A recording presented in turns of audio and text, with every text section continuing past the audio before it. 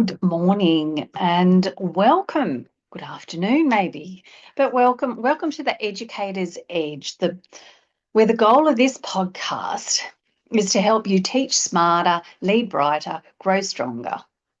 Hi, I'm Lisa Ellum. I'm your go-to guide, your learning bestie, here to bring you the art and science of adult education in a way that's practical, insightful, and empowering. Whether you're building your teaching business, boosting your confidence, or mastering the craft, you're in the right place. My drive is to build sustainability in adult learning. I see educators as key, hence my purpose for this podcast is to empower professional and entrepreneurial educators to excel in the art and science of adult education and learning, fostering transformative experiences that inspire growth and impact. So let's dive into podcast number 9. Today's topic is trying to bridge the gap of supporting adult learners in the workplace. It's all about workplace learning.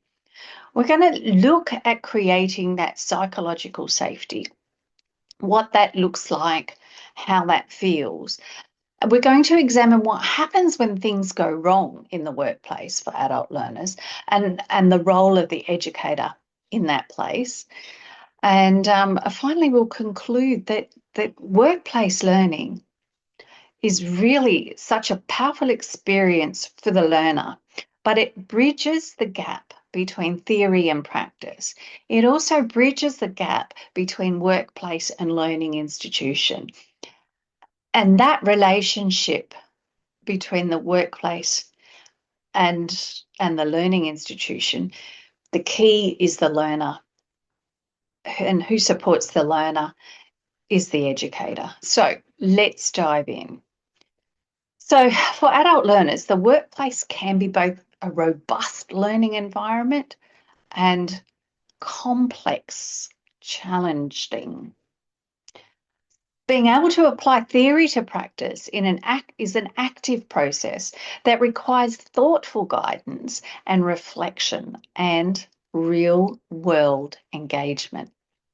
So as educators, supervisors, mentors, we have a unique opportunity and responsibility to help learners consolidate what they know with what they do.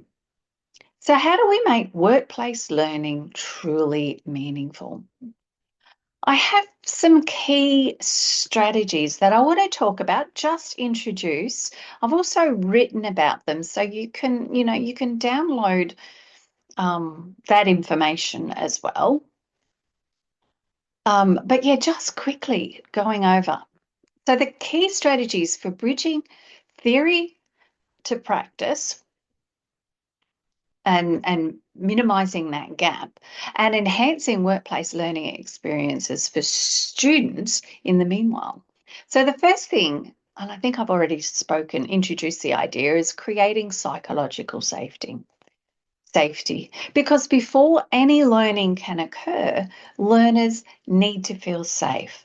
Psychological safety is foundational. It allows students to ask questions, make mistakes, and grow from these. Now, the neuroscience, I'm into the neuroscience, but it's just fascinating. Neuroscience says that when learners feel threatened or judged, the brain activates a stress response that actually shuts down that higher order thinking. So a safe, supportive environment opens the door to critical reflection and deeper understanding. So for the educators, how do we do that? The tip is to lead with curiosity, invite questions, model vulnerability, and reassure learners that not all knowing is part of the process. As Carol Dweck teaches, it's about embracing that learner mindset, which allows curiosity and learning instead of the fixed mindset, which puts up barriers. So make it safe for people to make mistakes, to ask questions. The second tip is one that's really important for me, is the use of structured reflection. Reflection bridges the experience with insight. So, encouraging learners to pause, to make sense of what they're experienced and connect it to their knowledge. How do we do this? I think we do it in two ways, and I think both ways work well together. That is, we need to use both ways. The first way is the verbal reflection. The second way is the written reflection. So the verbal debrief, I like to debrief with students maybe twice a week and touch in with them daily. We don't just debrief. We encourage learners to, reflect on what's happening, the good, the bad, the ugly. And then with the written part of the reflection, it's about going a little bit deeper. It's about writing it down, but also doing some research. Now, we can use formulas like Sprout or reflective journals or voice memes or video reflections. Anything like that can deepen insights and track growth. But those reflections where we ask students to do a little bit of research and find out why, I think helps consolidate the lessons that we're learning in the workplace. The third is to model thinking out loud. We often assume that adult students get it by watching us work, but they can't see the internal reasoning. So if a teacher, the teacher can really impact the learners by narrating the decision-making process. It makes that invisible thinking visible. So, for example, going in with my students in the workplace, I might say something like, I am choosing to escalate this case because the patient's vital signs are changing. And based on X protocol, this could indicate Y. So we invite learners to think aloud too, and it gives you and the learner insight to their understanding, and it helps identify some misconceptions early. And it also invites that curiosity, to use their workplace mentors as tools for learning, develop that relationship that enables that learner mindset to really blossom. So my fourth tip is to provide timely, constructive feedback. Now, adult learners often value feedback that is specific, it's relevant, and it's actionable. Timelessness is crucial. Feedback given days later may lose context and impact. I always think about when, I'm training my dog. If I can reward her straight away, then she understands what the reward is for. Same with people. If you're going to punish someone or chastise them or give them criticism later when they've forgotten the incident, then the value is minimized. So the teaching tip here, once again, is use some structure when giving the feedback. The SBI model is helpful. It's just remembering that situation, what happened, the behavior, and the impact. And it helps structure your feedback. Whatever model you choose to use, try and remove the emotion and just get back to the facts of what happened. Situation, what you saw, and the impact of that. So my fifth tip is looking at co-creating learning goals. In any learning activity, and especially in workplace learning, if a student can be goal-directed, then they're going to be able to measure their growth, and they're going to be able to physically tick stuff off. I've achieved that. I've done this. Adult learners bring their own experiences and goals to, and expectations to the workplace. So I think it's important to collaboratively have goals, because this goal setting increases motivation and ownership. And if we can do it as a group, or even if we can do it together, it increases the importance, therefore increasing the motivation. And it's really helping learners own their learning success.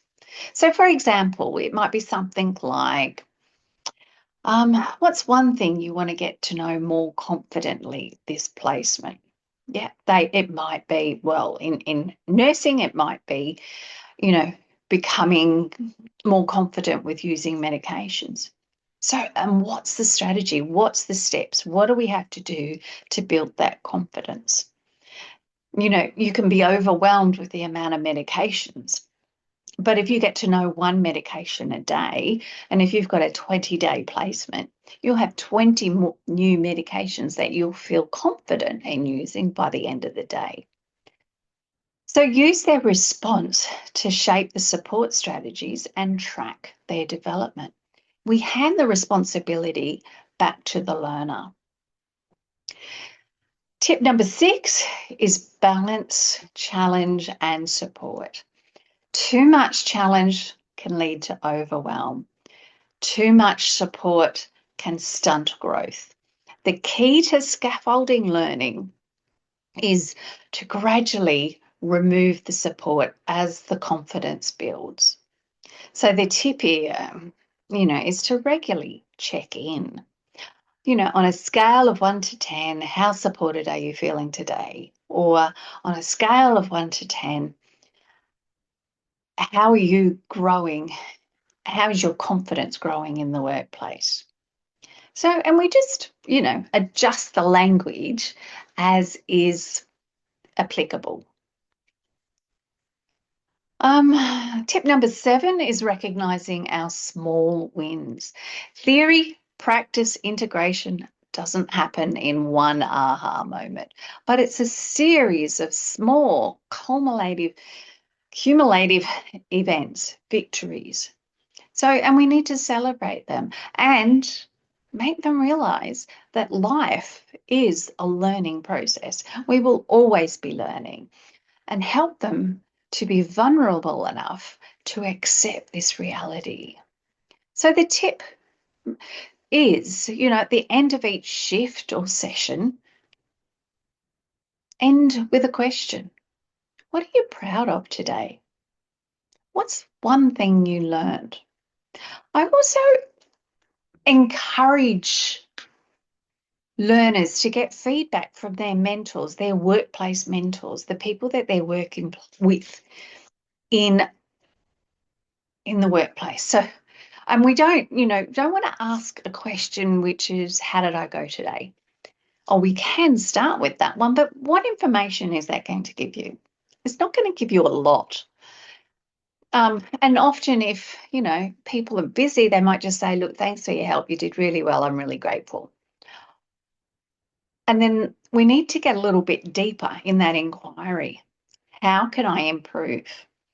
And the professional will often be able to direct the learner with what they did well and how they can improve. Because, like I said, life is a learning journey. So, in a beautiful, perfect world, everything works out. But what happens when workplace learning doesn't go to plan? We've got to navigate the risk of bad habits in the workplace. Workplace learning is an essential bridge between theory and practice. But what happens when the bridge cracks? Not every learning environment is ideal. And when students and new professionals enter the workplace where best practices are inconsistent or overlooked, they risk picking up more than just practical skills. they might also adopt bad habits. Now, these bad habits might take the form of taking shortcuts to copy outdated methods, or just taking shortcuts. Poor role modeling can derail the whole intention of a meaningful workplace learning experience. As educators, mentors, and workplace supervisors, we need to be aware of the hidden curriculum students absorb and take active steps to protect their learning experience. So why are bad habits emerging in the workplace? I'm quite sure you know the answer to this. Workplaces are busy, high-pressured environments. When staff are overworked or unsupported, they may fall into habitual behaviours that are inefficient. They might seem efficient, but they're not efficient. They don't always align with best practice. Sometimes it takes a little bit longer to do things the right way. Students observing this might not have had that critical lens or the confidence to question what they see. Instead, they mimic the actions to fit in and survive. And I know you know what I'm talking about. So, other contributing factors to this might be inadequate supervision. Maybe without proper guidance, learners imitate poor habits. Another thing might be the misalignment between academic content and real-world application. Learners may struggle to see how theory aligns and lean towards observable practices instead. And we've also got that culture of complacency in some workplaces. This is how it's always been done. They might teach you this way at university, but in the workplace, we do it this way. It saves time. This sort of culture of complacency overrides the reflective, evidence-based approaches. And as educators, we'd be naive to think that this doesn't happen. So what do we need to watch out for? Educators and mentors should look for the following. Are students, are they cutting corners? Are they skipping the essential steps? Are they normalizing risky or outdated practices? Are they reviewing current policy and procedures? Do they disengage or have a lack of questioning? When they stop asking questions or they're disengaged, the educator needs to step in a little bit stronger. Inconsistencies between workplace practice and what is taught is, such a recurring theme that I hear when I'm supervising learning in the workplace. So how can we as educators and mentors intervene constructively? One, to create that safe and supportive learning environment. This is key. Even when educators cannot control the workplace settings, we can support students through pre-placement preparation. Can we equip the learners with critical thinking tools and reflective practice frameworks? Do we have the ongoing check-ins and create space for students to reflect and discuss their observations? Can we coach rather than correct? Can we use open-ended questionings and debriefing to guide students towards insight rather than judgment? Role model. Can we demonstrate best practices? And when possible, discuss why they matter. It's such an important. So these strategies to support high quality learning helps the learners to stay grounded, reflective in their learning, and we consider the future. How can we do this? I've talked a little bit before. A reflective journal, or at least a reflective writing practice, asking learners to capture what they saw, what they felt, and what questions arose. And then I'd push them a little bit further. What does the research say? We need to set up learning goals that align to both theory and workplace competencies. Are these goals achievable? What are the steps to achieve these goals? And what does it look like in the workplace when these goals have been achieved? I think in the classroom too, using case-based scenarios is really effective. It's really effective for learning, but it's also effective for the debrief, what if scenarios based on real workplace experience. What if this happened? And can we connect the students with multiple mentors? I think that diversity of voice can balance out one person's habits or perspectives. We've got to recognize the skill and knowledge in our workforce and employ that to help with that workplace learning. So I guess in the end, workplace learning is such a powerful tool, but it's not always perfect. Our workplaces are not perfect. Our learning systems are not perfect. When students encounter environments that model less than ideal behaviour, it can really undermine the integrity of the learning and the integrity of the profession. So by preparing learners, supporting them through reflective strategies, and staying closely connected to their workplace experiences, educators can bridge the gap and prevent theory from being replaced by poor practice. Thus, bridging the gap between theory and practice is really about creating meaning, mindset, mentorship, and technical skills. As educators, the most significant impact we make might not be what we teach, but instead how we show up. By creating connection, encouraging reflection, and supporting risk-taking, we build confident, capable, and compassionate learners ready to thrive in the complexity of the real world. Love to know your experiences of workplace learning. What has been successful and what hasn't?